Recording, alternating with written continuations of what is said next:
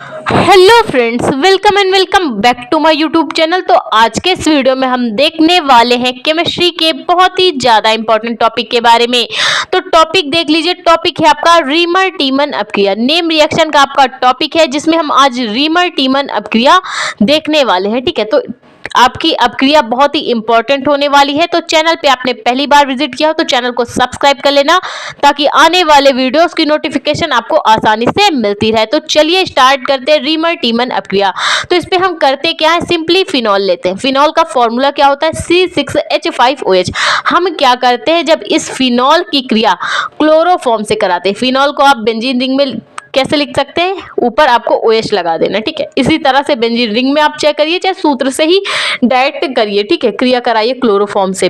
तो हम करते क्या है, इसमें फिनॉल की क्रिया जब क्लोरोफॉर्म और जलीय NaOH से कराते हैं। यहाँ पे जलीय NaOH का क्या मतलब है, यानी कि जब सोडियम हाइड्रोक्साइड के विलयन में जल मिक्स हो। ठीक है, जल से मिक्स हो, सूखा मिक्सचर नहीं।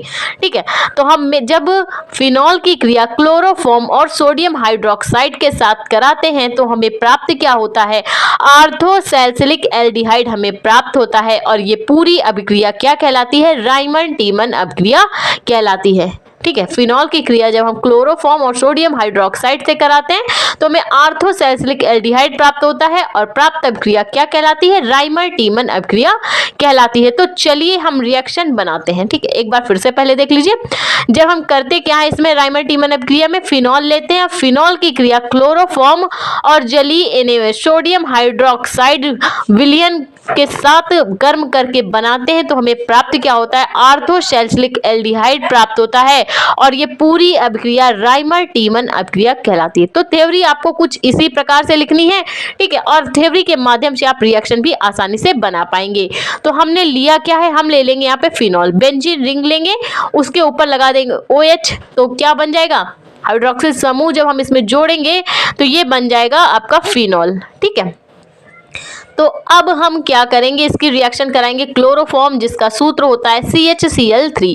और हम ये क्या लेना है, जलीय NaOH सोडियम हाइड्रोक्साइड लेना है। देख सकते हैं आप, हमने क्या किया, फिनॉल लिया, फिर उसके साथ क्लोरोफॉर्म जोड़ा, क्लोरोफॉर्म मिलाएंगे और सोडियम हाइड्रोक्साइड मिलाएंगे। ठीक है, उपस्थिति होगी H+ आयन की। और आगे आपका क्या बनेगा, देख सकते हैं आप, हमने फिर से बेंजीन रिंग बनाई है और फिनॉल का जो OH था वो वैसा का वैसा ही लगा है। ठीक है, अब इसमें क्या होगा, इसकी जो दूसरे जगह पे क्या लगेगा, आपका CHO लग जाएगा। ठीक है, जहां पे पहले OH लग गया फिर दूसरा समूह CHO लग गया। देख सकते हैं आप, एक क्लोरोफॉर्म का CH और NaOH वाला एक O हमने यहाँ पे जोड़ दिया। ठीक है, तो ये बन गया आपका आर्थोसैलिसिलिक एल्डिहाइड। ठीक है, ये क्या बन गया, आर्थोसैलिसिलिक एल्डिहाइड। अब जो जो चीजें बच गई हैं उनको हम अलग से लिख लेते हैं। तो ये NaCl हो गया और क्लोरीन आप देख लीजिए Cl3। ठीक है, क्लोरीन के 3 भाग है तो हम क्या करेंगे, NaOH में भी 3 जोड़ देंगे ताकि रिएक्शन बैलेंस हो सके। ठीक है, तो ये आपका क्या बन जाएगा, 3NaCl। ये कैसे हुआ, पहले आप ये देख लीजिए कि हम यहाँ पे NaOH क्या करेंगे, NaOH में 3 से गुणा कर देंगे ताकि हमारी रिएक्शन आसानी से बैलेंस हो जाए।